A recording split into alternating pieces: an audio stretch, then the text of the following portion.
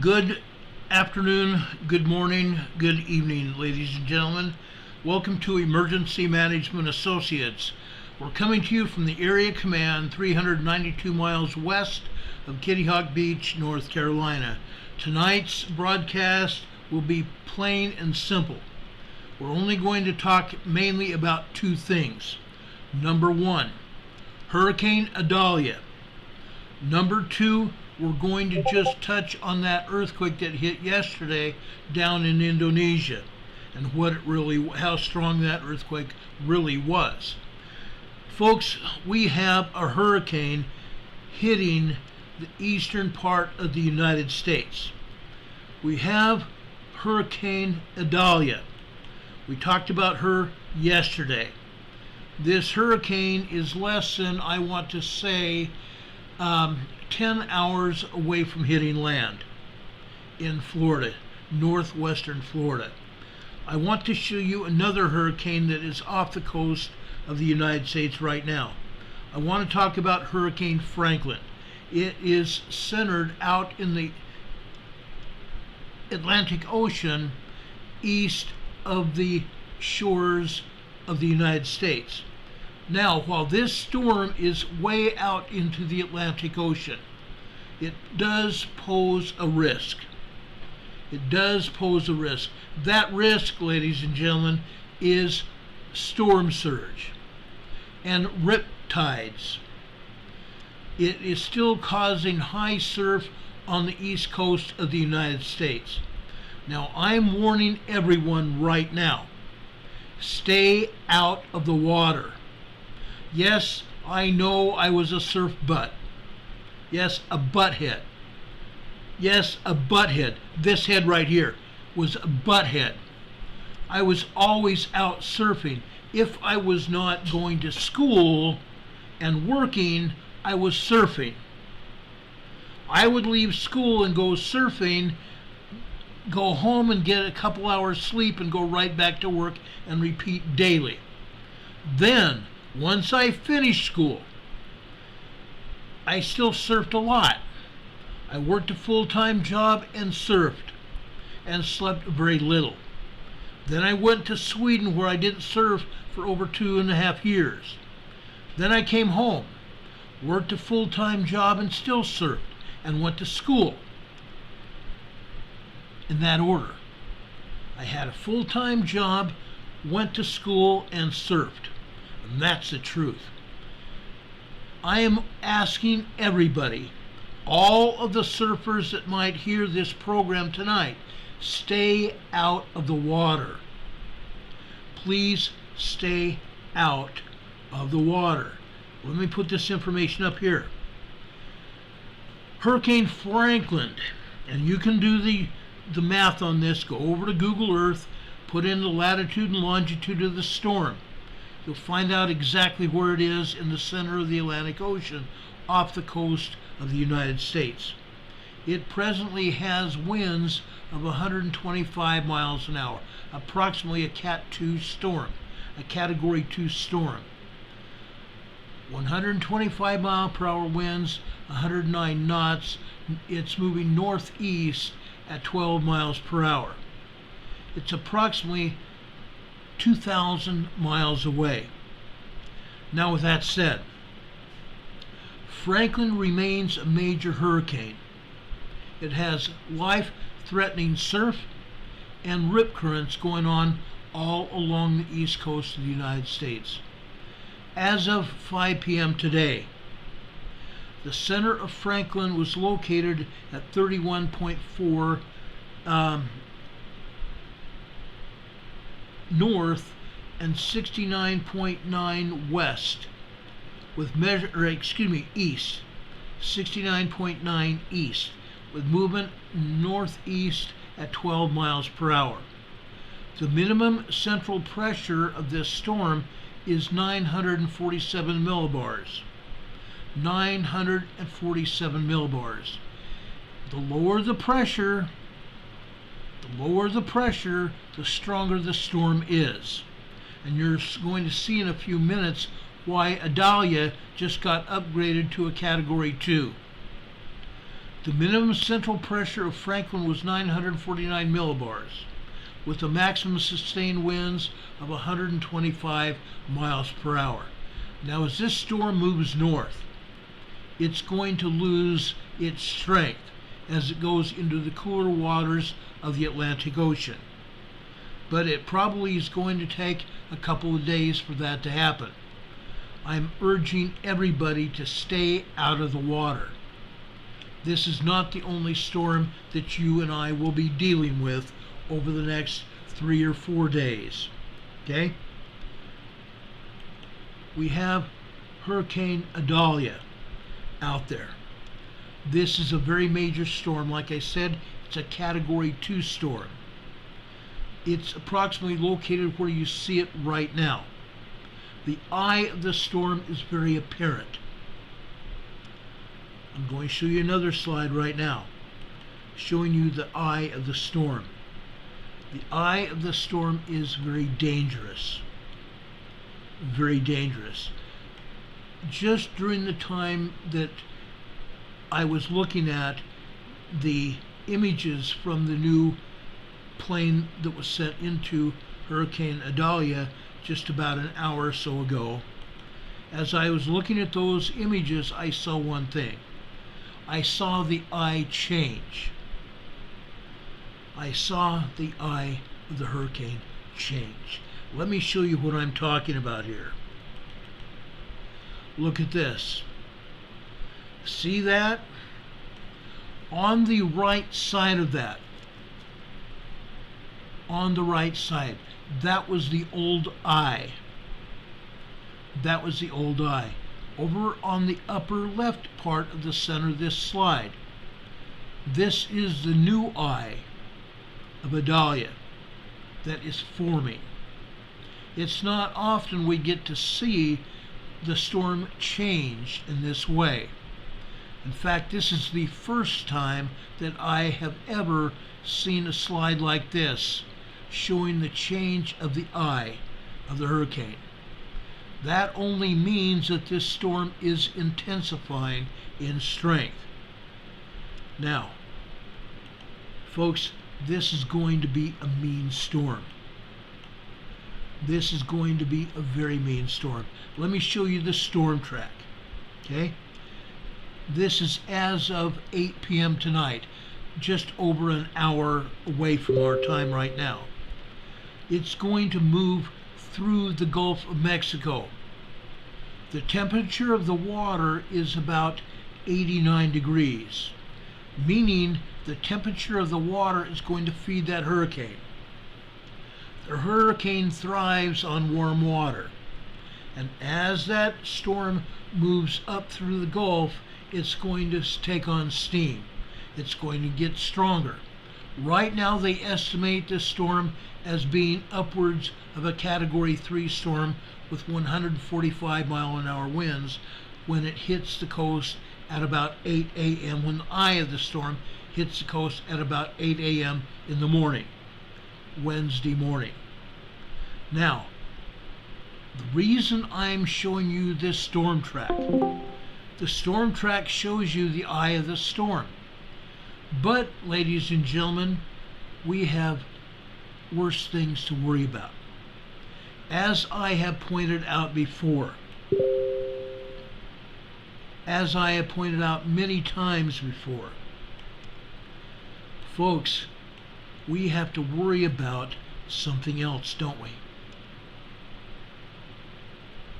We have to worry about Idalia and what it's going to do. Let's go back to that first picture that I showed you right here. As that eye has changed and it's gaining strength as it's getting into warmer and warmer waters from the Caribbean, it's going to strengthen, like I said, into a Category 3 storm. But look on the outer bands of the storm. Look at the outer bands of the storm.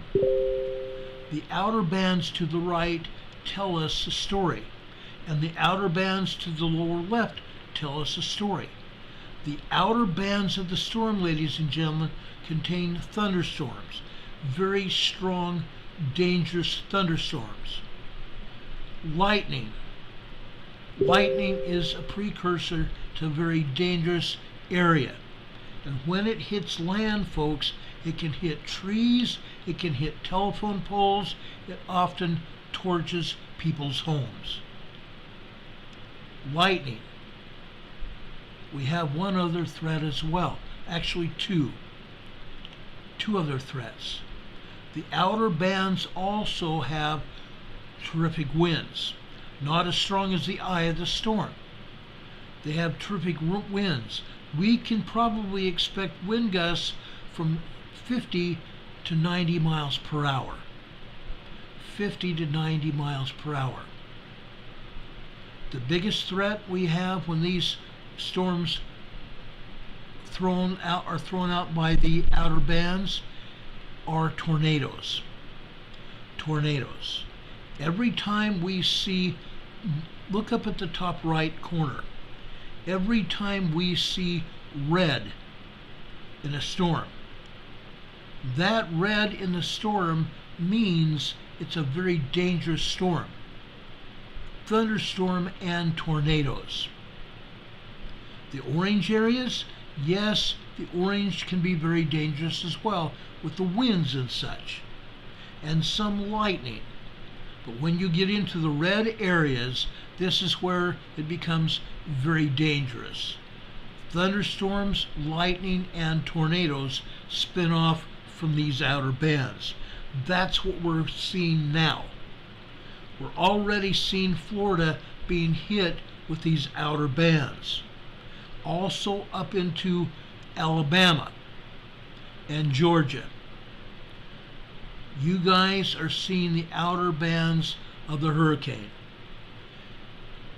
The entire state of Florida will be affected by this hurricane.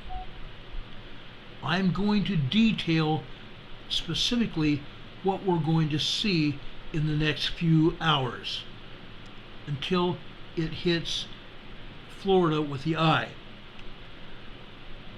Folks, this can be very, very, very bad. Very bad. Folks, I highly advise those of you that are very interested in what this storm is doing. We have a link to Ryan Hall and his channel. I would strongly advise those of you that are very interested in what's going on to go over to Ryan Hall's channel. It is very likely that he's going to stay up until this hurricane is through hitting Florida and it's going through Georgia. I've seen this man stay up for 72 hours covering these kinds of storms. If he goes to bed at all, he may only get a few hours sleep tonight, because as that hurricane pulls into northwestern Florida, it's going to get very mean, and he's going to be covering this. He has crews all throughout Florida and into Georgia right now, showing everyone with video and audio. They have high definition video and they have audio microphones with these crews. I've already seen at least 2 or 3 reports so far, people that are going to be hit by this storm. So folks, you need to be advised about Ryan Hall's program. He's an awesome meteorologist, one of the best in the business. Ryan Hall is one of the best in the business. It almost doesn't get any better than what he has out here. I highly, guys, this comes from me, okay? This comes from me. I have been around people, meteorologists before. One of my best friends was John Coleman in San Diego. After he retired from KUSI TV and the Weather Channel, he was a founder of the Weather Channel, he moved to Arizona. I was good friends with the man. He was the best in the business at the time. Now he's passed. Ryan Hall is one of the best meteorologists ever. Let me play about a minute or so of his program. Brad Arnold's feed, and Caleb, just chime in at any time if you have anything else to report on, but we're going to look at Brad, and we're also going to hear from Riley real quick because he's got an update for us. Go ahead, Riley. Hey Ryan, so we actually have 2 planes now. We have a NOAA plane and an Air Force plane, and it looks like the NOAA plane just did an eyewall fly through and measured a wind speed of 105 knots. That is close to 125 miles an hour. Wow. Okay, so there you have it. The storm is definitely rapidly intensifying now, just as we thought it would. Let's hope it goes through a cooling period here, at least a little bit. Ooh, let's go back to the reporter view here. They've definitely got something there. This is live footage from Chandra holding the camera out there, I believe, showing this storm really coming together. We got some scuds, some rising motion on the bottom of that storm, and once again we saw that directly underneath it as well. The storm that we're actually looking at, by the way, is near Gulf Hammock and Romeo in Florida. Currently not a severe storm or anything, but you know, these kinds of storms have to be watched very closely for the potential for tropical tornadoes. Okay, he said it. Tropical tornadoes. This storm is going to be bad. Very, very bad. And I encourage you guys to go over to his channel and watch it. He is one of the best in the business. There are no better. Now, let's talk about Hurricane Idalia. As I said before, this is a very dangerous storm. I'm going to give you some particulars that you need to know about Idalia. I'm also going to give you hurricane preparedness ideas and things that you should be aware of, things that you should do, and things that you should not do. Like I said, Hurricane Franklin we looked at is a very powerful Category 4 storm that is causing life-threatening surf and rip currents along the coast of the southeastern part of the United States. The National Hurricane Center told us yesterday in an advisory. Franklin was located then about 440 miles west-southwest of Bermuda with maximum sustained winds nearing 150 miles per hour. 150 miles per hour. Some additional strengthening is possible tonight, but gradually weakening is expected to begin late tonight. And hopefully within the next 2 days, it will be a tropical depression headed into the North Atlantic because it's going to be going over cooler waters. Idalia is churning toward Florida like we told you, threatening dangerous storm surge. We talked about storm surge before. I'm going to speak about storm surge in a very strong way tonight. This is going to be very dangerous. Over in Cedar Key, Florida, which is already feeling the outer bands of the hurricane,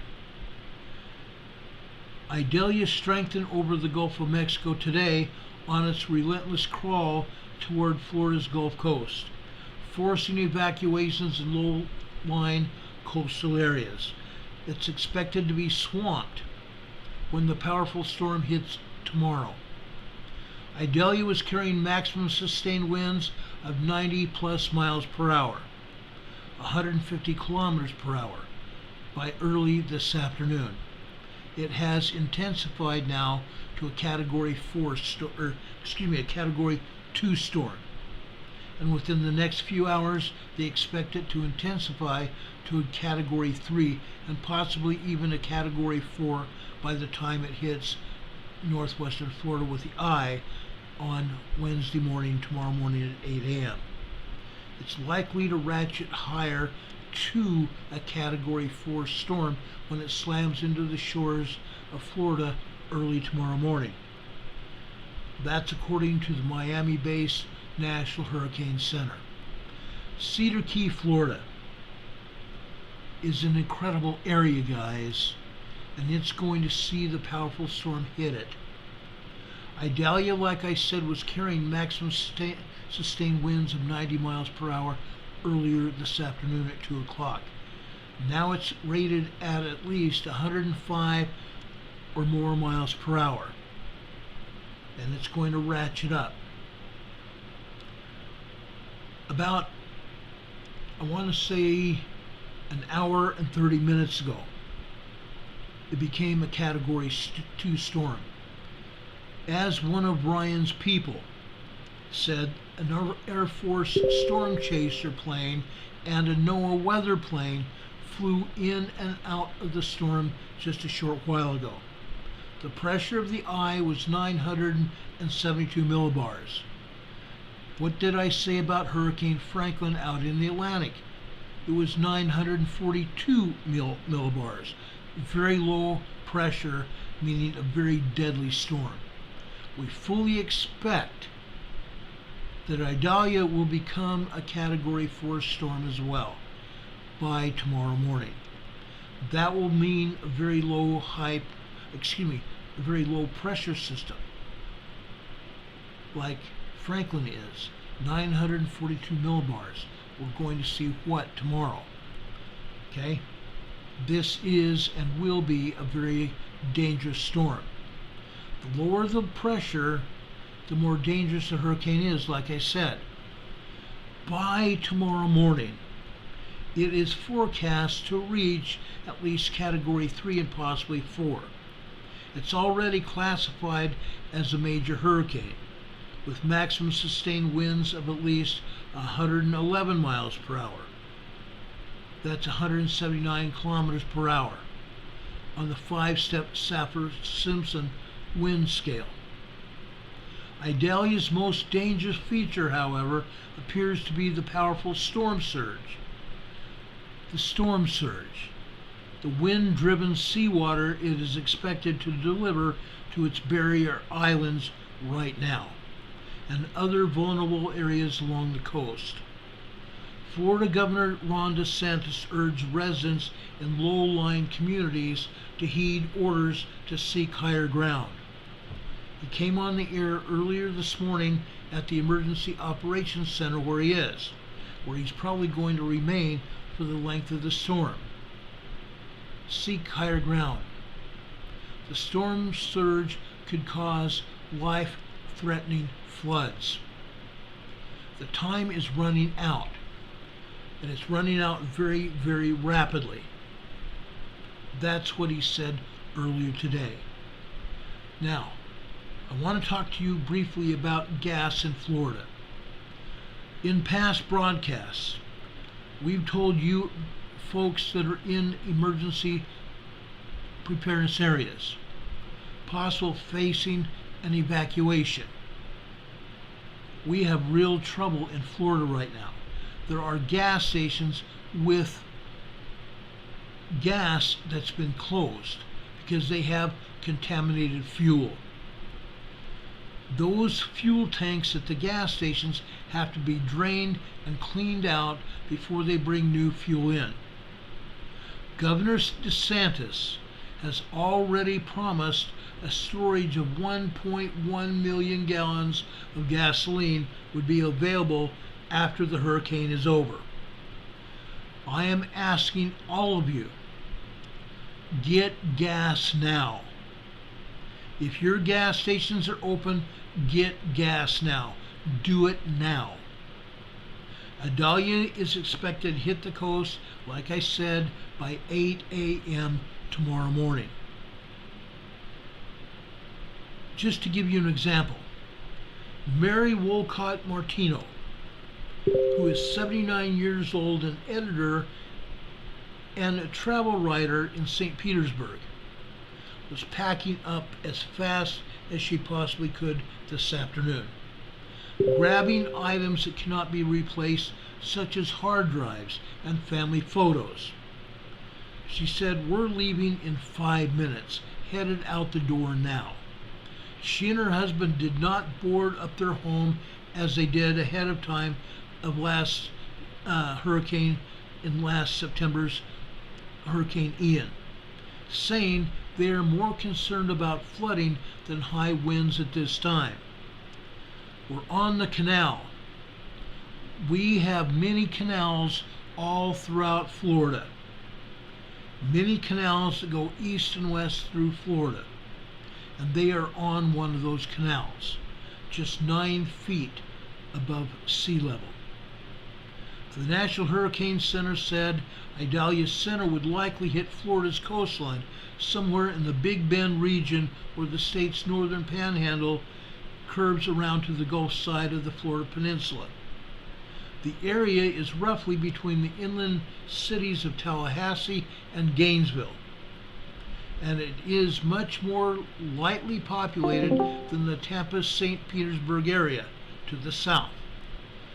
15 feet of storm surge could wipe out entire homes, businesses, and cities along the beach area.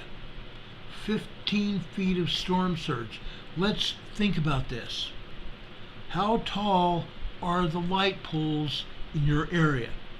In most cases, they're 15 to 20 feet off the ground. So that water is going to be that high above the ground. It's going to inundate that entire area. That is why I am telling you now, get gas now. If you're anywhere in this area, get gas now and get out. A 15-foot storm surge could wipe out homes along the beach area. Cedar Keys and Big Bend are going to get a strong storm surge. Even 9 to 10 feet of storm surge could cause serious problems. Now, let's focus on the wind for just a minute. Focusing in on the wind is not the key here. The key is a wall of water with this storm. What the storm is going to bring with it. High storm surge, up to 15 to 20 feet high. Out of Cedar Key, Florida this afternoon. Hurricane Idalia strengthened over the Gulf of Mexico on its relentless crawl through the Gulf towards the low-lying areas of the coast. It's expected to be swamped. The coast is expected to be swamped when the powerful storm hits with its eye tomorrow morning at 8 a.m. That is why I'm asking all of you that are within the sound of my voice, if you live in this area, get out.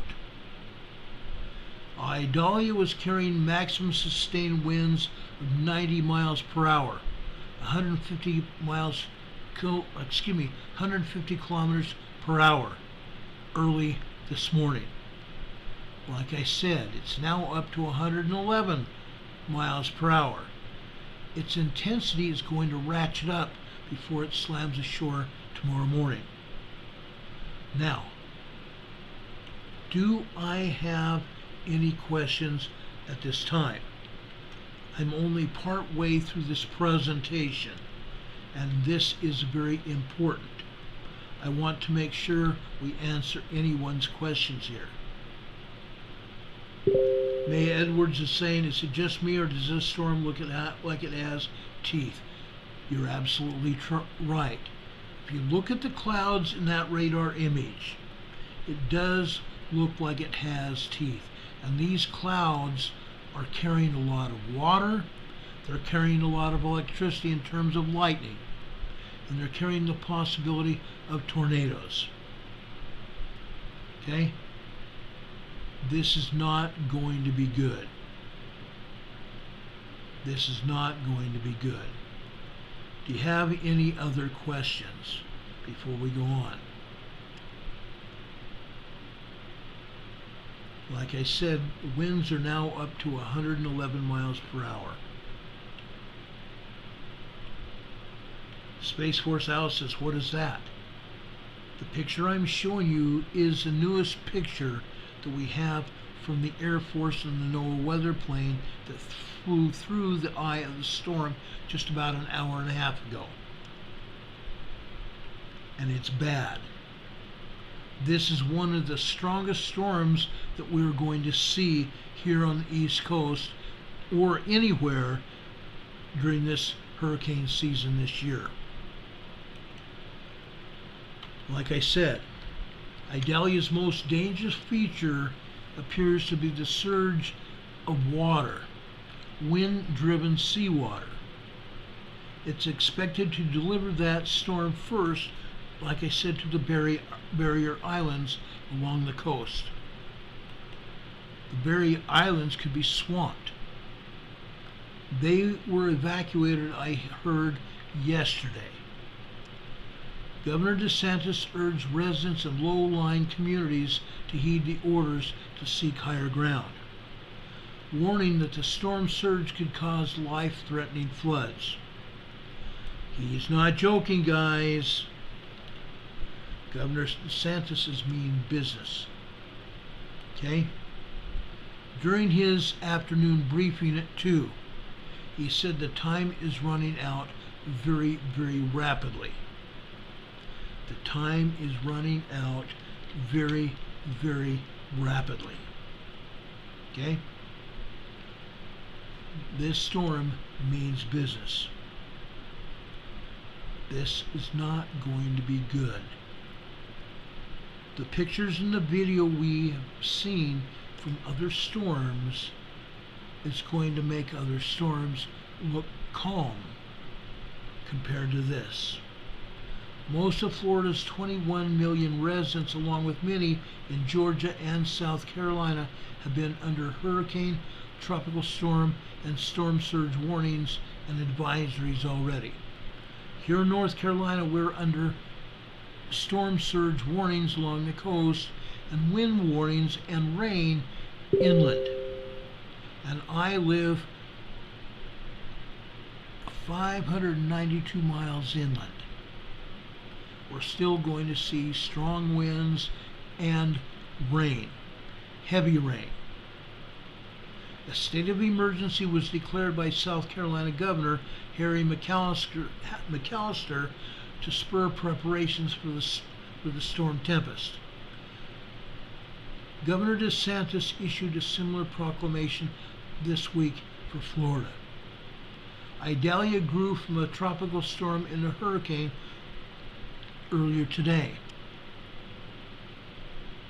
After it passed west of Cuba, where it damaged homes and flooded villages.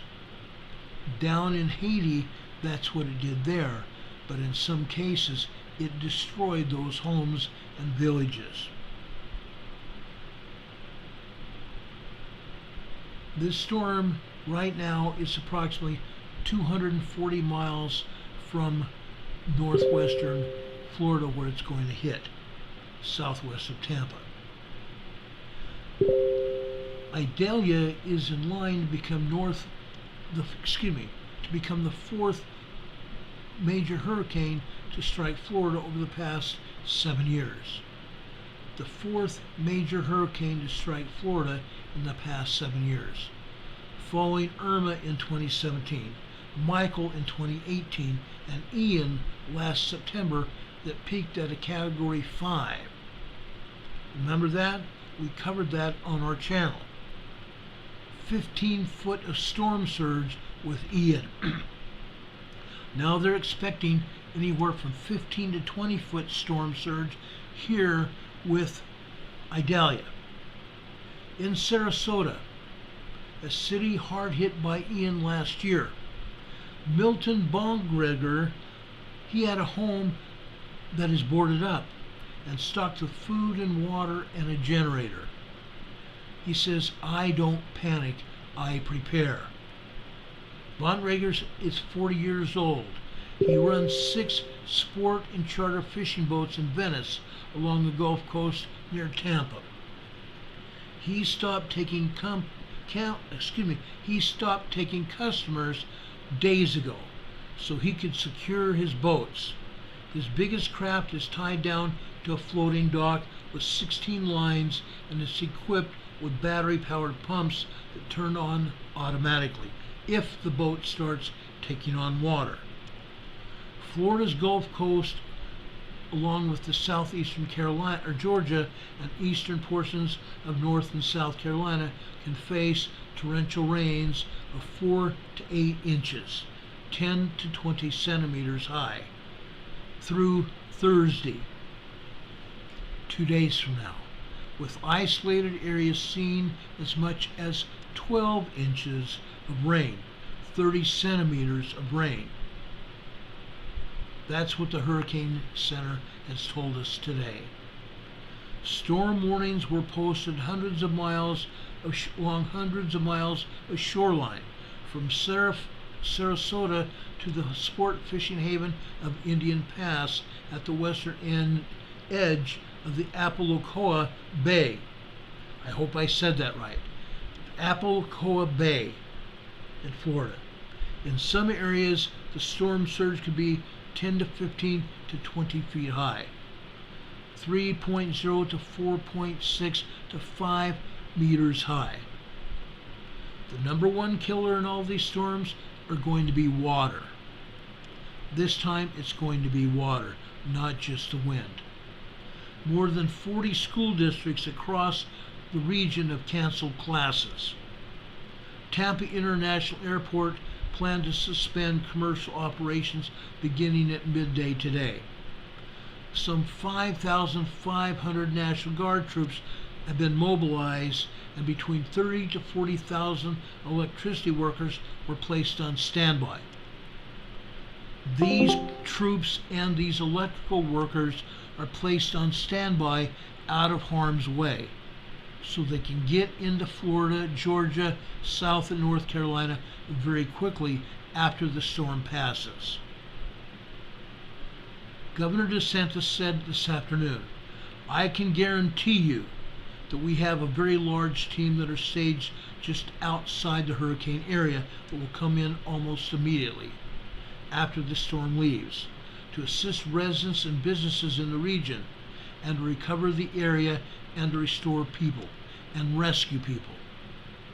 First responders are on standby only for life-threatening calls." Again, first responders are on standby only for life-threatening calls. Heart attacks, major injuries that would cause death. Once the winds in the areas here reach 35 miles per hour, the state Florida troopers told us that they will cease operations until after the storm passes. They do have heavy rescue vehicles that will go out only for life-threatening calls, but those are the only calls that they will go out on until after the storm passes. Okay? So if you do have a life-threatening emergency, you can still call the police, and they will make every effort to pull out the heavy rescue vehicles to get to you, but only for life-threatening injuries. Okay? May Edwards says she has all kinds of family in West Virginia. West Virginia probably will not see anything out of this storm. Virginia may see these outlying bands, these great big huge outlying bands of the storm. They might see some of those outlying bands that cause heavy surf, winds, and some rain. But I believe it's only going to be in the southeast side of Virginia. Only the southeast side of Virginia. Now, Vicky K says it should be fine in West Virginia. I agree. Now, I want to give anyone that's watching this program tonight, I'm going to tell you exactly how you can prepare for a hurricane. Most of this information should be second nature for most of you that have been paying attention to this program over the years. I've been giving out information like this for over 4.5 years. I am a professional. I am an emergency manager. If you reside along the eastern seaboard or the Gulf of Mexico, you know that hurricanes are no joking matter. Preparation and planning are key to keeping your family safe. If your locality issues evacuation orders, do not second guess the experts. If they tell you to get out, you better get out right then. Do not wait, because you might get hurt, or your family might get hurt, or worse. If they give orders to evacuate, the best thing for you to do is obey those orders. I have given evacuation orders before. I don't like giving evacuation orders. If you even think that you're going to be in a danger zone, get out while the getting's good before you're being forced out by an evacuation order.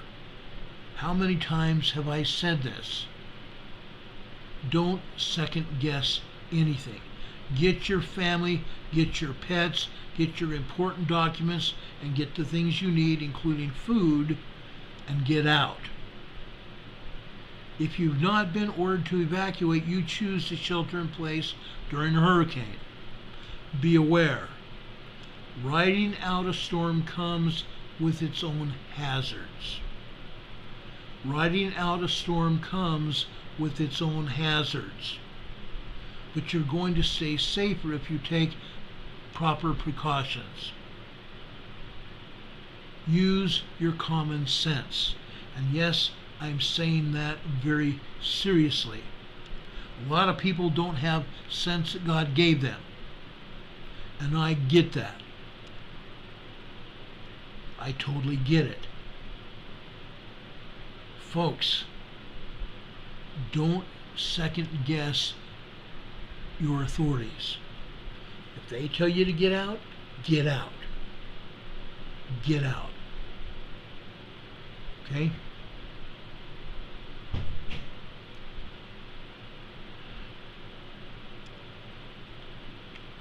Don Patoka, one of my mods and one of my best friends, is here, and he's saying, I keep hearing, I can't do this, I can't do that. Can't never did anything. I can does everything.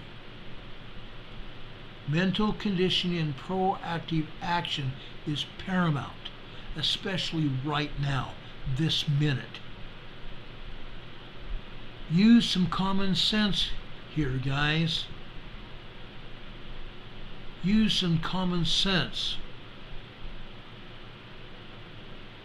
Now, I'm going to give you 11 things to never do before or during a hurricane. 1, and you might think this might be kind of stupid. You might think that this might be kind of stupid. But people have done this all the time. I have seen it happen.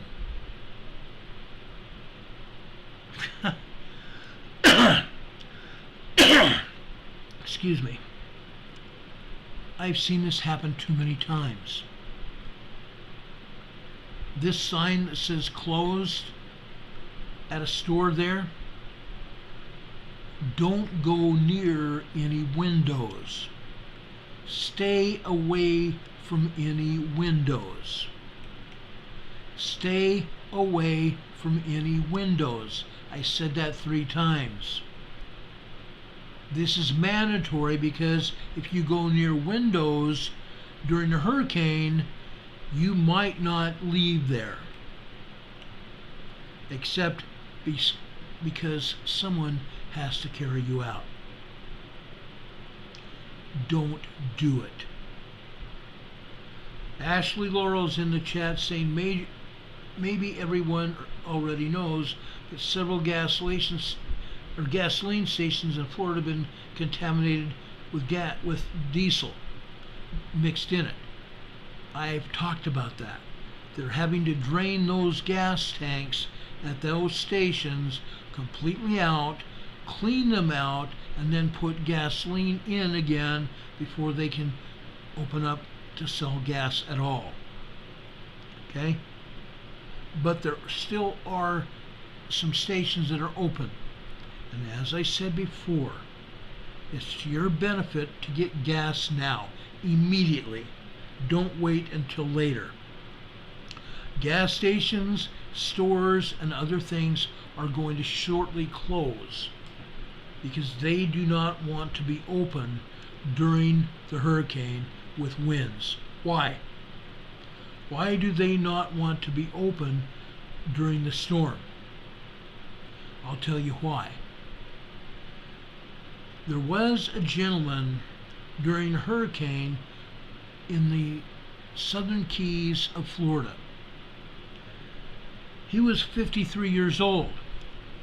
He had seen storms come and go throughout his life. At 53, he was still working out, he was still running, he was still doing all kinds of things. But this time he decided, not with this storm, but this other one, Hurricane Ian last year, he decided he was going to have himself tied to a tree down in the Florida Keys. He was going to have himself tied to a tree in the Florida Keys. Folks, that's not a good idea. When these winds come through the area during a hurricane, it's not just the wind and the rain you have to worry about. You have to worry about what that wind and the water has picked up. Boards, pieces of debris, other trees, power poles, and all kinds of other dangerous things such as cars. That man was worried about nothing. He thought being tied to a tree he would survive with no injuries or anything else. Can you say automobile? It's not what the storm has in store for you with winds and rain and water you have to worry about. How about a Rolls Royce? How about a Volvo? Yeah, folks, guess what? He nearly got hit by an automobile. Trees get pulled out. Because of the storm surge, the ground gets very saturated. The trees get pulled out by the winds and heavy rain. And all of a sudden, those trees become great big poles that can hurt you in a very bad way. I have seen great big huge 2x4s tossed through fences. Yes, folks, I've seen wind pick up 2x4s that were out there laying on the ground someplace, and those 2x4s were lodged through a fence. Another one through a telephone pole. Yes, I saw a 2x4 forced its way through a telephone pole, a power pole.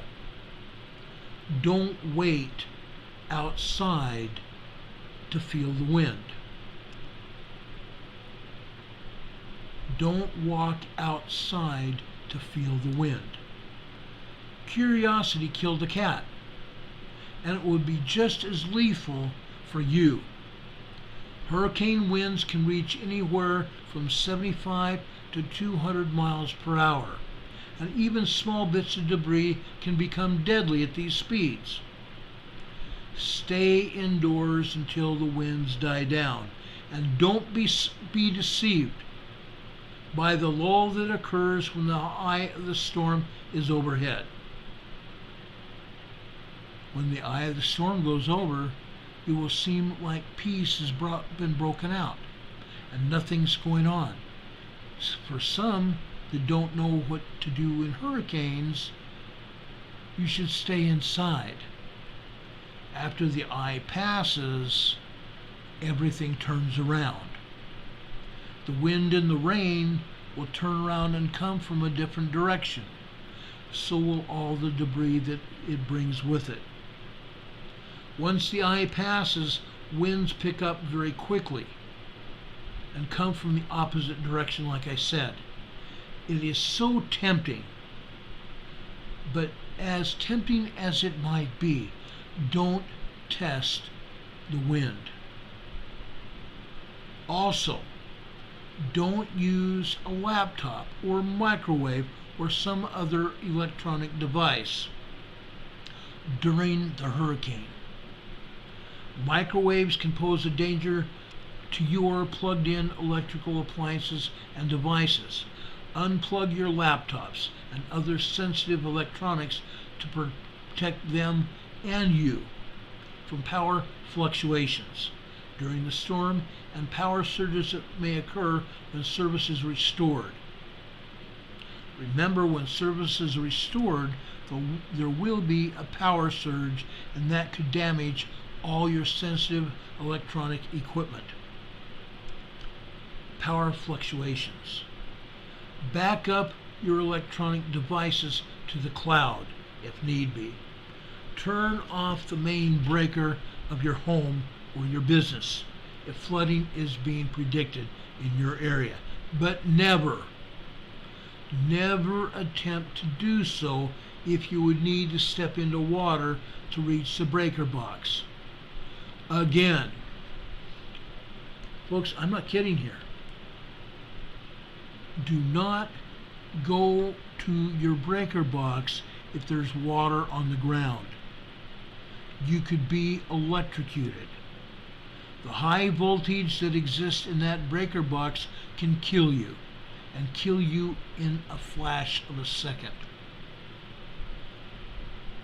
Don't watch a storm through a window.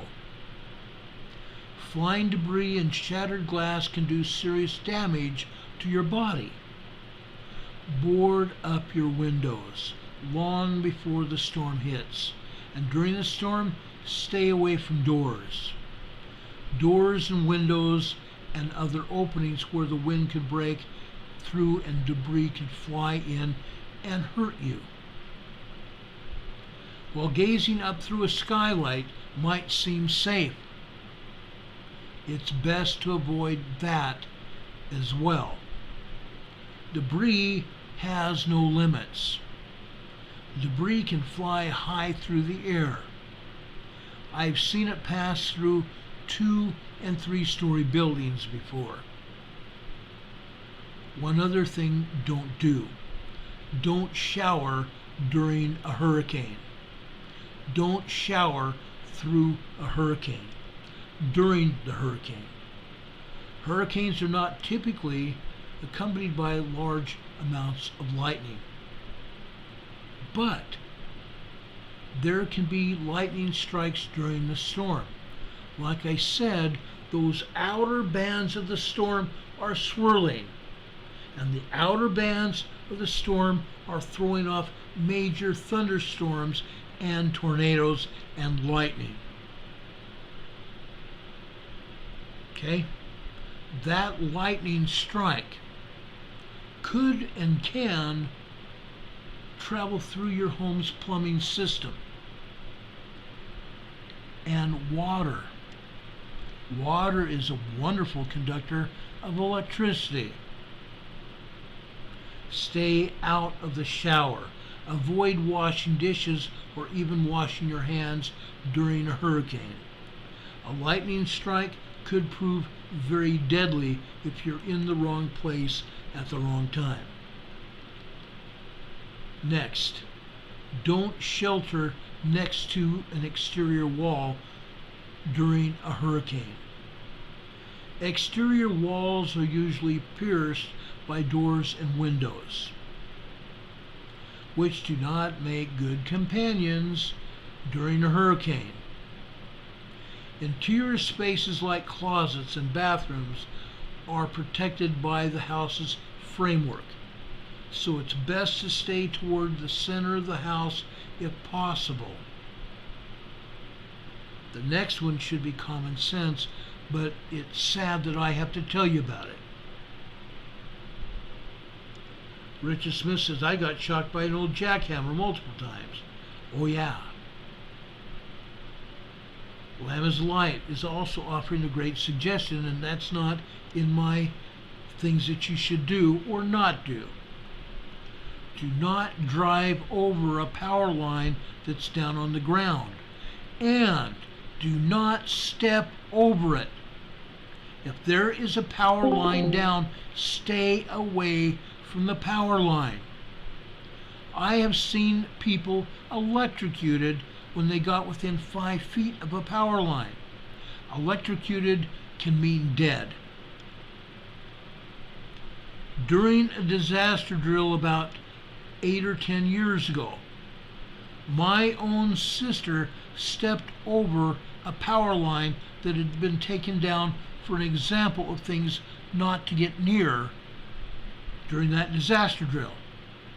My sister attempted to step over it. She was taken out of the drill and declared dead during the drill. Stay away from downed power lines. Stay far away from downed power lines. Don't drive over them. Don't get near them. Stay away.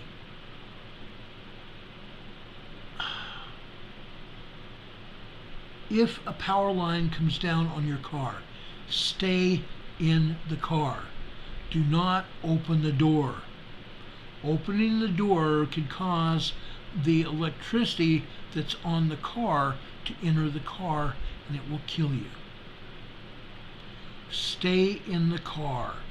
Stay away from touching the handles of the door. In some cases, those door handles are plastic. However, you don't know what's inside that plastic. Sometimes that plastic has a piece of metal going down the middle of it. Touching that door handle could cause you to die right then, right there, and right now. Don't do it. Nathan Hester is here in the chat.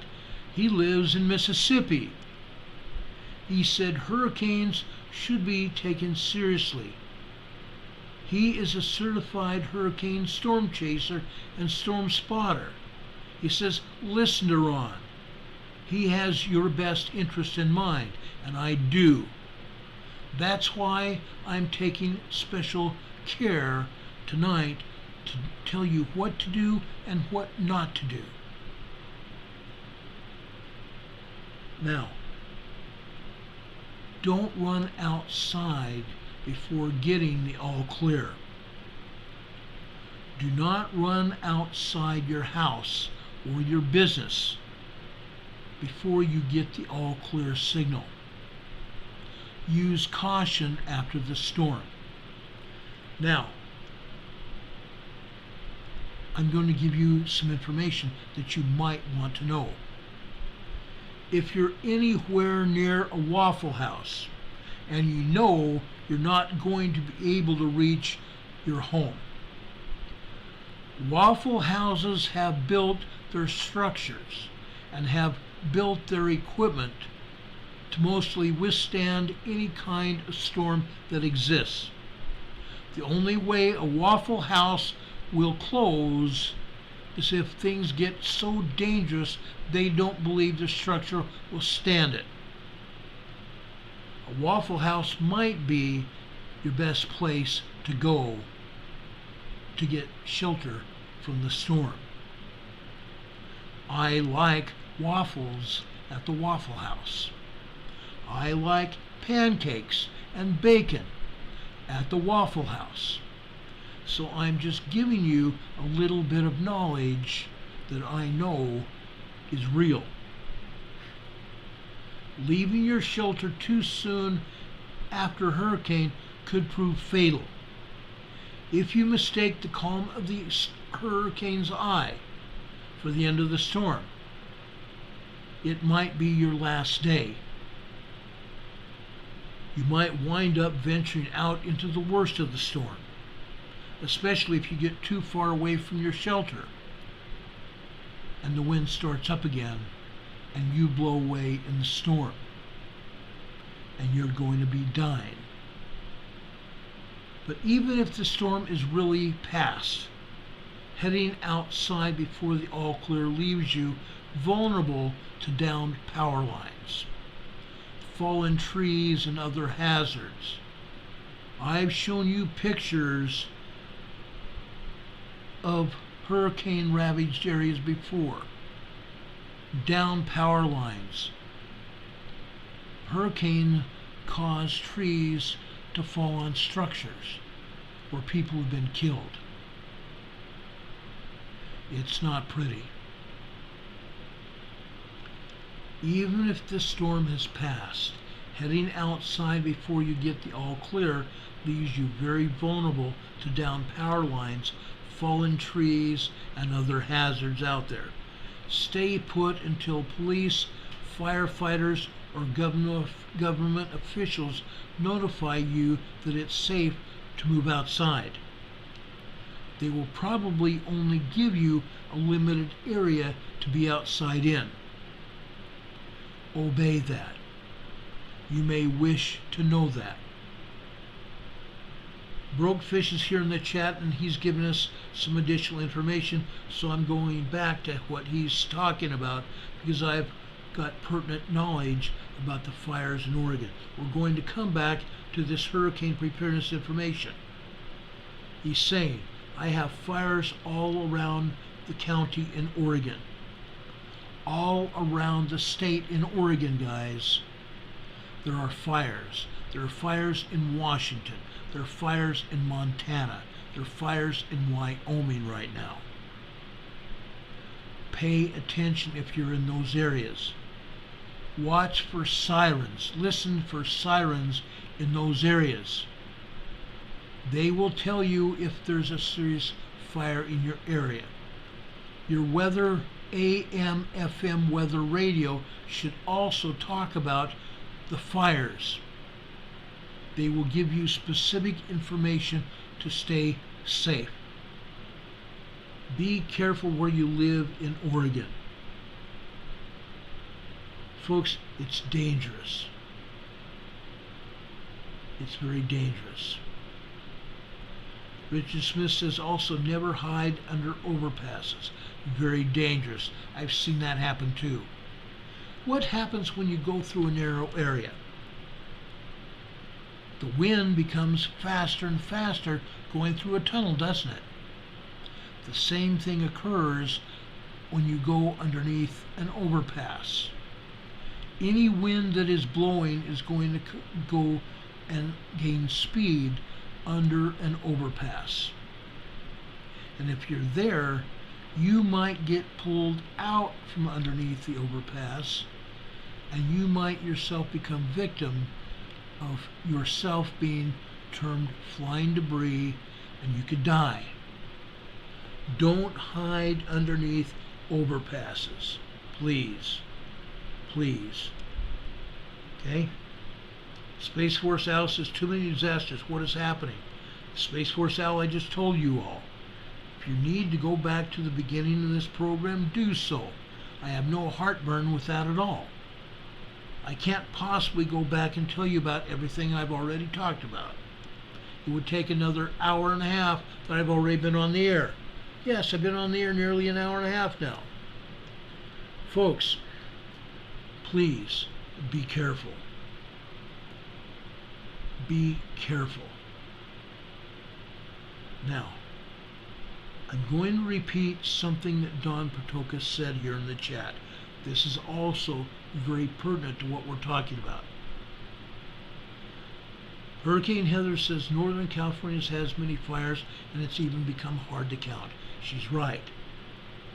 She's absolutely right. For these forest fires in Oregon and Washington and Montana, Wyoming, and even Idaho are very dangerous. Be careful. Like I said, if you're given an order to get out, do it.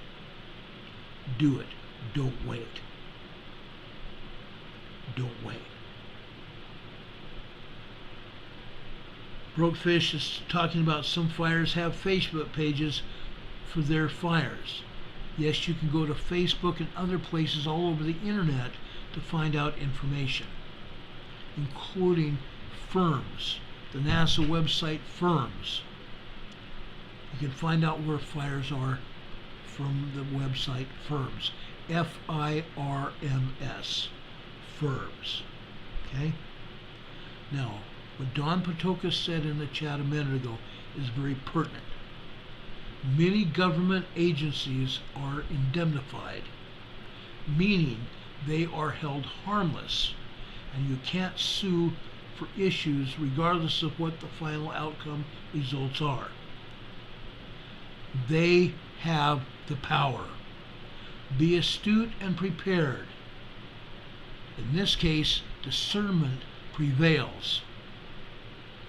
Folks, I used to work for the government. I had people all the time, nearly every day, telling me they were going to sue me. I used to tell them, get in line. Get in line. I worked for the government. The only way you could sue me is if I, as a person, screwed up and it would cost somebody their life. I wasn't going to do that. So if you ever said sue me, I'd say get in line. Get in line. I don't often say that, but I have been known to say that. Okay? I've had a lot of people threaten me over the years. Get in line. Richard Smith says, I found a weather band in Nova Scotia. Thought it was gone. I'm glad it's still there. I heard it was gone too. Noble Frog just gave us a $5 super chat. Thank you so much for that. I really appreciate that. That helps keep this program on the air. Like I said, our costs for broadband services from our internet provider just went up. So I appreciate everyone who contributes in any way, shape, or form to this program. Whether it's over on the PayPal links or Venmo link, or sends us donations through our post office box. Our post office box. It's right here on the program today. P.O. Box 422. Valdese, Valdese, North Carolina. Zip code is 28690. Now, back to what I want to discuss tonight. This is very serious, guys, or I wouldn't be even talking about it. We just got through talking about down power lines. Don't go underneath them. Don't go over them. Don't get near them at all. If you have a down power line, get out of there. If you're in a car when a power line hits you, stay in the car. Now, as I talked about the hurricane and the eye of the hurricane, I'm going to say this for a third time tonight. A third time tonight. I've said it, I'm going to say it 3 times, meaning it's important. It's vitally important. It may cost you your life if you don't realize what's going on. Remember, there are 2 sides of a hurricane's eye. Once the eye passes over you, there will be a short time period when things seem to calm down a lot. A few minutes later, all heck is going to break loose for the second time. And it's going to go on for several more hours. Don't come out of your house too soon. Don't make calls on a cell phone. Don't use a cell phone during a hurricane. Calls are likely not to make it out of the storm, and they could also clog lines and signals for those experiencing a true emergency, including first responders, police, firefighters, and paramedics. Stay off your phones unless it's absolutely necessary to use them. Of course, if you have an actual emergency, call the first responders. But remember that the storm can significantly extend response times, and those firefighters, paramedics, and police that go out are risking their lives to try to save yours. They're risking their lives to save yours. Don't use your grill during a hurricane. Everyone needs to eat, but don't use your charcoal or gas grills, generators or propane, and camping stoves inside the house. Don't do it. If you light those things off inside the house, carbon monoxide will quickly build up in unventilated areas, unventilated spaces. Stick to foods that don't need to be cooked. Use blankets, coats, and sweaters to stay warm. Don't start looking for a flashlight during a hurricane. Make sure you know where your flashlights are before the storm. Get them out and test them. Make sure you have adequate batteries to supply yourself during the storm. The storm might last 6 to 8 hours. You never know. Okay? Don Patoka says in the chat, homeless understand needs well, very well. Water, food, shelter, meds, and security and communication, cash. All those things they need. All of us need them as well. Noble Frog says, God bless you, Ron. Florida got your attention. I'm in Sebastian, Florida on the East Coast. We got one rain band, but that's all. Thanks for your coverage. Thank you very much for that. I want to make sure everyone is aware of what can go on. Hurricanes are not your best friend. Don't wait until a storm hits to look for your flashlight. You don't want to be rifling along around boxes and drawers trying to find your flashlight and then find that the batteries are dead.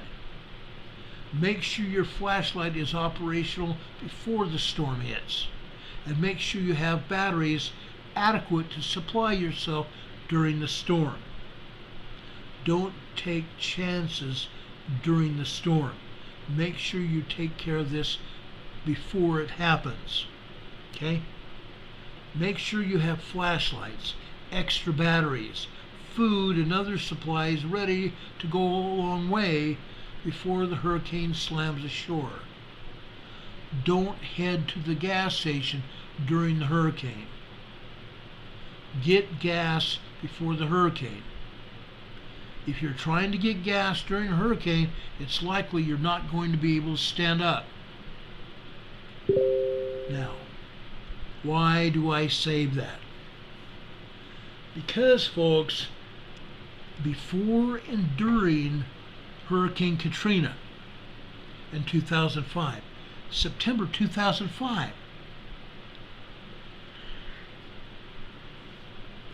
unreal. I saw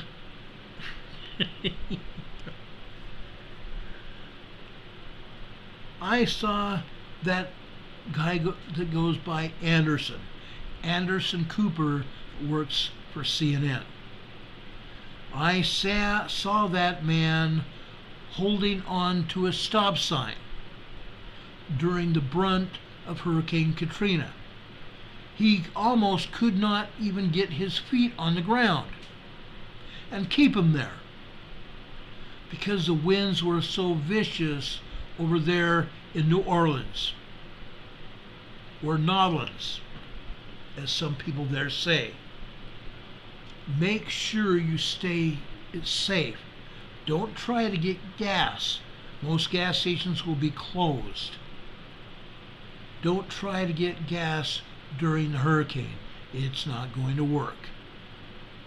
If you try to get gas and the station is open, you're probably likely to get thrown all over the place standing out in hurricane force winds. And if that's not enough, you holding on to a gas pump with a lever, you're likely to spray gas all over yourself, your car, and the ground. Then, all of a sudden, a wind comes up and takes that fresh gas and forces it underneath your car to the hot engine. All of a sudden, you have a major fire. Don't do that. That fire could rapidly spread to you, and you could die from trying to get gas during a hurricane. Even trying to slip that nozzle into your gas tank could cause a spark and ignite. And the next thing you know, you might not be alive any longer. Don't drive out in search of gas as a storm is approaching. Chances are the gas stations are already completely closed. If the power is out, the pumps won't work anyway. This is another important to-do that should be taken care of long before the hurricane hits. Keep a full tank of gas in your car. Keep a full tank of gas in your car in days leading up to the storm, so you're not trying to evacuate with a quarter of a tank of gas and there's no way to refill the tank. Don't be there. Don't go there. Okay? I'm only here to tell you, don't do it, please. Been there, done that. I'm writing the book. Now, following hurricane evacuation orders. In the early hours of a storm, dangers are going to multiply very quickly. Follow evacuation orders very quickly, not later. After evacuation orders are given, get out. Get out right then and there. Do not wait. Do not pass go. Do not collect $200. Get out of Dodge right now. The best thing for you to do before the storm hits: 1, a full tank of gas. Make sure you take those things that are, 1, important to you, that are most precious to you, and food and water. Those 4 things. Make sure most of those things are in your car before the storm. If you have to evacuate, make sure you grab your pets, your children, your spouse, and get out of Dodge. My thoughts earlier that I posed to you are correct. Don't wait to be told to leave. Leave before the getting's good. Leave before it goes.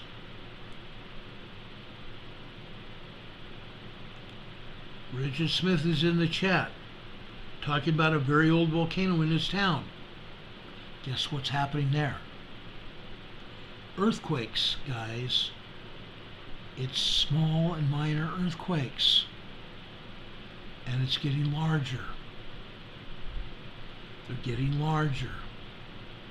They're getting close to him in the Bay of Fundy over there in Canada. Not surprising. It's not the only place that has a volcano where that's happening. Nathan Hester also says in the chat, don't forget your fur babies. Your fur babies, take them with you. If I ever find another person that leaves their fur babies behind and they drown, you don't want to meet me if I find that. Don't leave your fur babies outside in a kennel where they're treading water, swimming, trying to stay alive. I saw that happen during Katrina.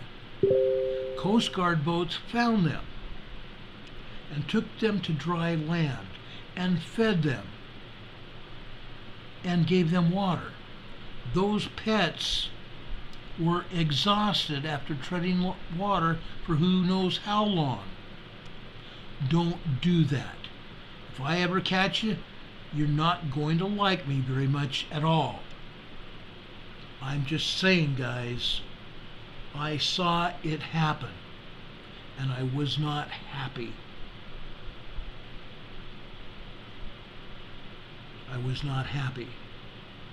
Don't ignore warnings and evacuation orders. Follow hurricane evacuation orders. In the early hours of a storm, dangers, like I said, multiply very quickly. Heed the warnings from your local officials. Pay attention to road closures. Don't go around these road closures. You don't know whether they've torn the road apart, and you will fall deeply into a pit that you can't get out of, and you may injure yourself very badly. One of my dear friends was driving a police officer not even near a storm in San Diego, but a great big pit opened up in the middle of his roadway, and not knowing that that great big sinkhole opened up, my friend Robbie drove into the sinkhole, nose down into the sinkhole with his car. He broke his back in 2 places. He hasn't walked normal any day since then. Robbie was one of my dearest friends. And Robbie, if you listen or find out about this video, please know that I love you, man. Robbie is a Baptist church preacher. He was also our department chaplain. Robbie was a pastor of his church. Robbie had like 12 children. Wonderful children, a wonderful wife. I loved you and your family, Robbie. I still do. Don't drive your vehicle into a pit. Heed the warnings by your local officials. If you pass a road sign, you may not do it again, ever. If a road is flooded, do not try to cross the road. You don't know how deep the water is, and it only takes a few inches of water to float your car. Then your car is going downstream with the water, and you may not survive. If the road is flooded, don't try to cross it. At home, board up your windows. Assemble your emergency preparedness kit if you haven't already done it. How many times during the past 4.5 years have we talked about emergency preparedness kits? If you need an emergency preparedness kit right now, go to our website that's down below this video today. Go to our website into the files sharing area. In the files sharing area, you're going to find all kinds of emergency preparedness information. Also, if you go back through our previous videos here, anytime where it says preparedness, it's a good thing to go back and watch that program, because we have all kinds of preparedness information on those preparedness programs. Assemble your emergency preparedness kit. How many times have we told you to write an emergency preparedness plan?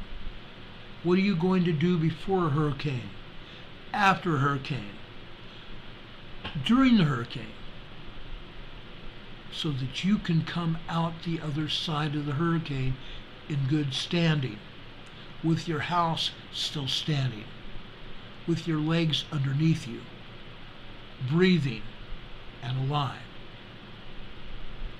Make sure you have an emergency preparedness plan. If you don't, I would advise you to immediately start writing your preparedness plan now. And don't forget any other emergencies that might occur. Just because we have a hurricane coming in now 12 hours doesn't mean that might be the only emergency that you're going to encounter. Many people encounter tens of thousands of emergencies during their life. They don't even realize it. Most people might only see 5 or 10. Who knows how many one will see? Make sure you have a preparedness plan to go through any kind of emergency period. Whether it's a tornado, a hurricane, an earthquake. Imagine that. How about an explosion? Any kind of explosion. Anything that could hurt you. A shooting in your area, what will you do? Think about when you write your preparedness plan what you might want to cover in your preparedness plan so that you are ready for any kind of emergency that might befall you. Be ready. Write a preparedness plan. Have food and water. Have food and water. How about an emergency kit with medical supplies? A medical kit. How about that? I think that's very necessary as well. Don't even think about just buying an emergency kit at a store. That's just the beginning. You should have a medical kit well stocked for anything that would happen to you and your family, with all kinds of sizes of bandages. A triangle bandage can help in many cases to fix any kind of wound that you're going to have. And not just one, but several triangle bandages, and scissors, and a good knife, a buck knife if necessary. Think about what you want in your survival kit, in your medical kit, and have that. If an evacuation order does come out, heed it. Head toward safer ground. Head toward safer ground. Right now, I'm going to give you some smart moves to survive a hurricane. Riding out the storm. Riding out the storm. In addition to hurricane safety, in addition to the hurricane safety tips that I've already given you, pay attention to news. If you have electricity and your television is on, tune your television to a news talk station, not a station that's got games and nothing else, or even a station that has music. Tune your radio and or your TV to a news talk station. If you have an AM FM weather radio, tune your radio to the weather channel on your radio. Make sure you listen to it and heed the advice and the information that they're giving you on that weather channel. 1. Again, gather your emergency supplies. 2. An emergency food and water supply. An emergency medical kit. A medical supply. 3. Emergency power sources such as flashlights and batteries. Solar panels and solar batteries if you have them. You can get those from 4 Patriots again. 4 Patriots include food. I have one of my 72-hour kits here that I bought from 4 Patriots. You can call 4 Patriots and place the order now, and they will probably be able to send you out whatever food that you need. Okay? Their telephone number, 1-800-607-0943. Again, 1-800-607-0943. For Patriots Food. And they just don't handle just food. They've got all kinds of emergency supplies, including this handy dandy Halo XT flashlight. Okay? It's got 2 settings for the flashlight. It's got a very bright light that can be seen from over a mile away. It's got a lesser light that you can use for a flashlight for lighting if you need it. It's also got a pointed brake here.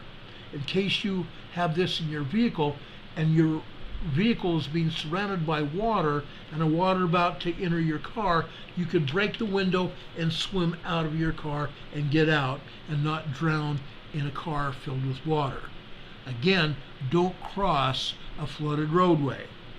But that's not all, folks. There's more. How about a magnet right here? I was about to show you something else, but I was thinking of magnet. You can put this flashlight and attach it to anything metal. Anything that's real metal, you can attach this to, and it'll remain there for you for an emergency. Right here, this little device right here, this is a paper cutter. Right here, it's a paper cutter. You might also be able to use this to cut a seatbelt off of you if the seatbelt won't loosen up on its own. This might be sharp enough to cut a seatbelt. Okay? That's not all, folks. There's more. This is an emergency light. This is an emergency light. You could also use this to charge your flashlight. It's also an emergency solar panel for the flashlight. We're not done yet. There's more. I love saying that. Look at this, guys. There's also a compass. There's also a compass. Okay? That might become very important to you. You could actually take the compass off the flashlight and lay it onto a map to give you some orientation in case of an emergency. Okay? That's there. Right here. Okay? You can recharge your phone right here from this flashlight. You can plug your phone in here and recharge your phone. There's also a USB port where you can actually plug this into a wall outlet and charge this as well. Okay, so this flashlight has many ways to be able to save your life. This is one of the best flashlights I know of, and yes, again, I got it from 4 Patriots. Yes, there are other places you can buy them, but I love my flashlight. I love all the product I have. I've got a thermos, well, not a thermos, a container that I can put water in from a creek or wherever, and it's got a water filter in it. Good to filter 500 gallons of water. Okay? I also have a plethora of water filters. Life straws. I've got all kinds of things. I've got a thermos, guys, that is a solar kettle. It's called a solar kettle. I can put water in it or milk and heat it up to drink hot chocolate. I can heat up water to make a soup or pour water into freeze-dried food to give it some heat and moisture, and I can eat with it. I've got all kinds of things that I picked up from 4 Patriots. It's great. It's a great company. Okay? Getting back to safety issues. Food and water. An emergency medical kit. Power sources such as flashlight and batteries and solar panels if you have them. Safety and personal items. Safety and personal items. I also have two 1-inch thick ropes, each of them 50-foot long. I've got 1,400 feet of paracord. Got 1,400 feet of paracord. That's strong. That's cord rope that's used for parachutes. I have 1,400 feet of it. I've got a lot of things. I've got an emergency cook kit. An emergency cook kit with pots and pans and a cup where I can drink my water or my hot chocolate or whatever I desire. A cook kit might be something that you need that will become essential during an emergency. All kinds of safety and personal items. Goggles. How about a face diaper? You might need that. I noticed here all of a sudden this program got very faint. I have a, Brokefish is saying it's 550 cord, paracord. It's a must. I see by the video that I'm getting on my monitor here that they're buffering us. I'm sorry they're buffering us. We haven't said anything bad at all, and we have a good signal coming out of here. But they're buffering us. So sad. So safety and personal items. Women have their own hygiene kits. Men have hygiene kits. I highly advise that as well. Important documents, including medical documents, wills, passports, and personal ID, and insurance information as well. Insurance on your car, insurance on your house. A fire extinguisher. A fire extinguisher. Make sure you have a camera. A camera.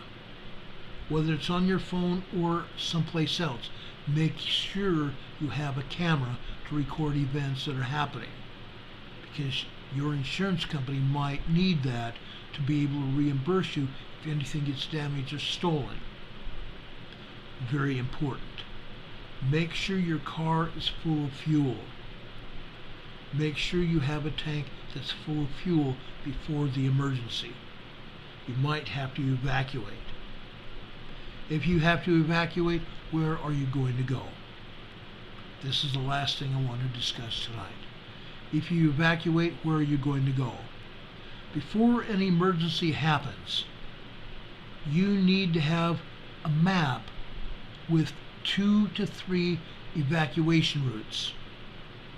2 to 3 evacuation routes to wherever you decide you're going to go.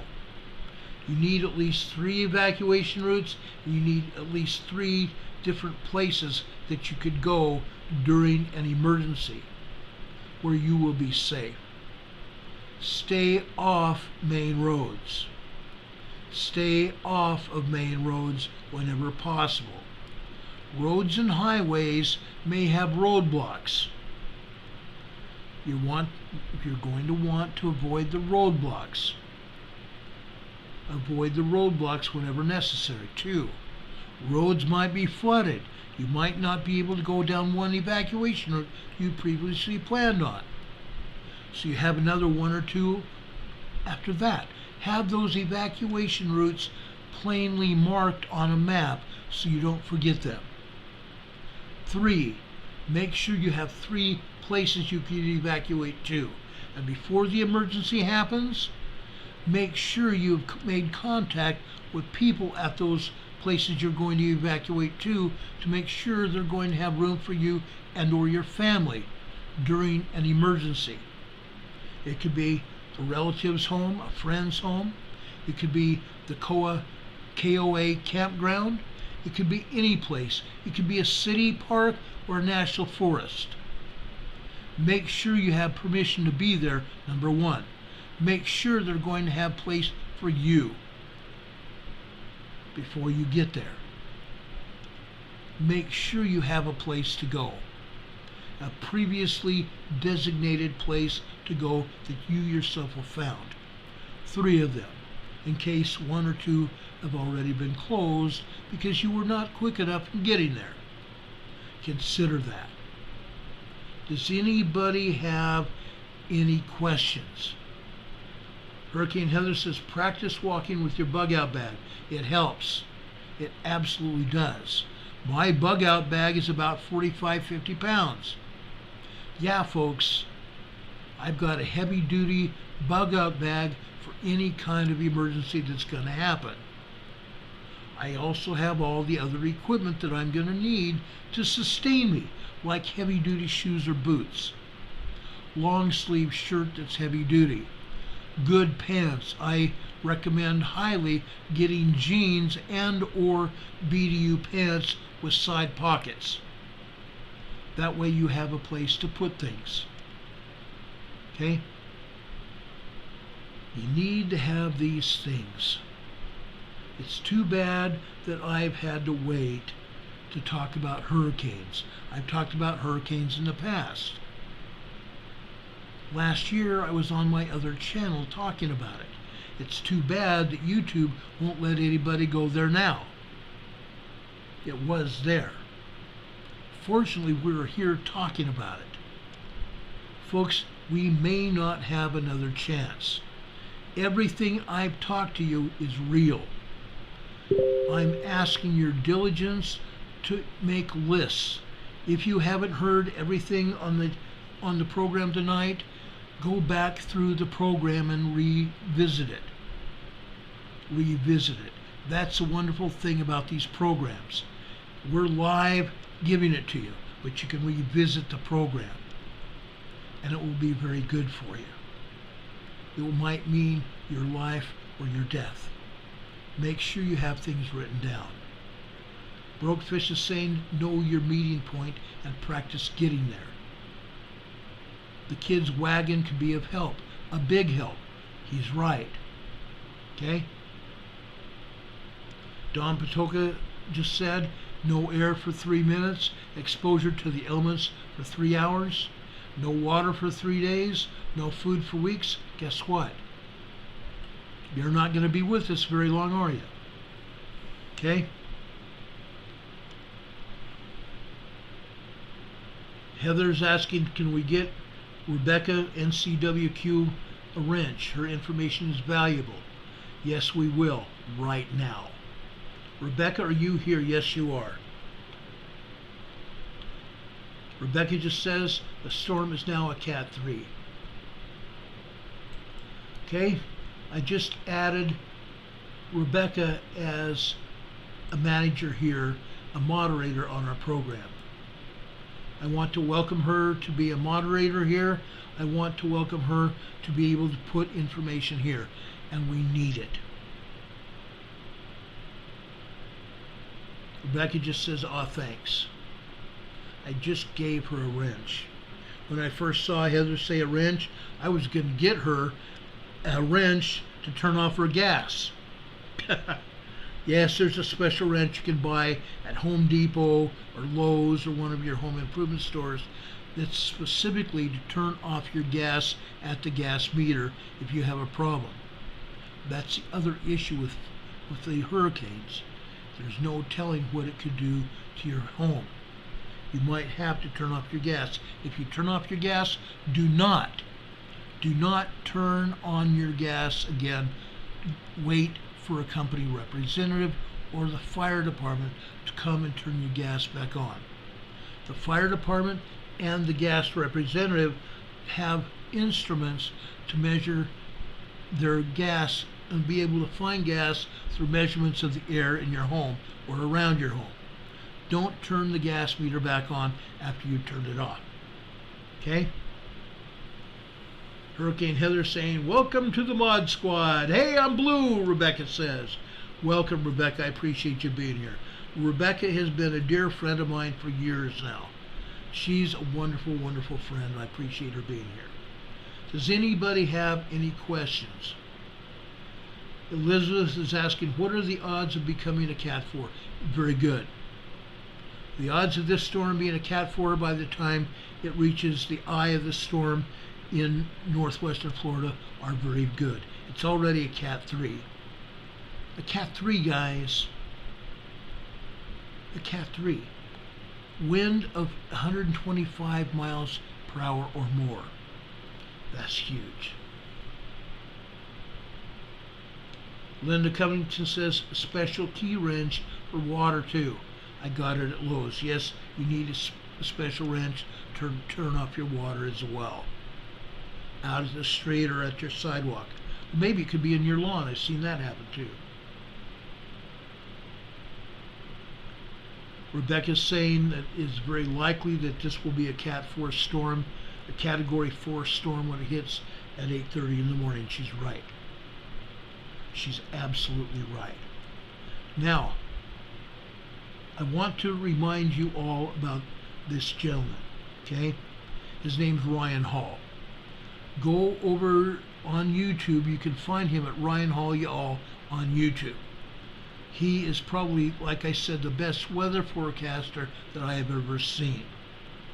This man is a good man. He has people out on the road that have walkie-talkies, radios to be able to talk to him. They have also video equipment to record information to put it on the air live. So I highly recommend you go and see Ryan Hall, y'all, and get the latest weather information from his channel here on YouTube. Any other questions, guys? Any other questions? Elizabeth is saying it's so sad because of the location of where the storm might hit. You're right. This storm is just going to hit just like the last one did. Ian. It came ashore and hit this area before. Destroyed Tampa Bay. Literally destroyed Tampa Bay. And Reed Timmer is there as also. Guys, one of the best storm chasers that I know, Reed Timmer. He lost his last vehicle because a storm tore it apart. Okay? A storm tore it apart. Reed Timmer is a hero. Okay, guys, I'm going to get out of here so you can go get ready for the storm if you're in the warning area. Rebecca's saying, Ron, we are getting warnings that we may have power outages. Yes, we've been telling people about it. And they are expecting to be up 6 inches of rain in my area. In the area here in North Carolina where she is, 6 inches of rain. We talked about that too earlier. We talked about areas that might only receive 2 to 4, and some areas that may see upwards of 4 to 6 inches of rain, and more over near where that storm is hitting. So folks, be there. Get things done. Get what you need done so you're prepared. This hurricane is going to reach a large area, including Alabama, Florida, Georgia, South and North Carolina.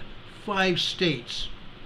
Millions of people. I think it's now 20 million people that this storm could reach within the next 48 hours. Get ready, guys.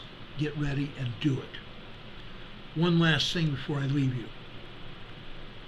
I've always, during the last few years anyway, wanted to leave you with something special. Something that might also help you. I'm going over to Colossians in the New Testament. Isn't it interesting where I go into Colossians a lot? Yes, I use the New Testament as well. I use a lot of scriptures all over the place.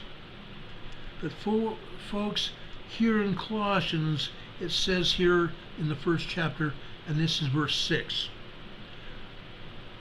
As it is in all the world, bringeth forth fruit, as it doth also in you, since the day ye heard it, and know the grace of God in truth. In verse 9 and 10. Again, bring forth good fruit. Okay? In verse 9. For this cause we also, since the day we heard it, do not cease to pray for you, and to desire that ye might be filled with the knowledge of his will in all wisdom and spiritual understanding.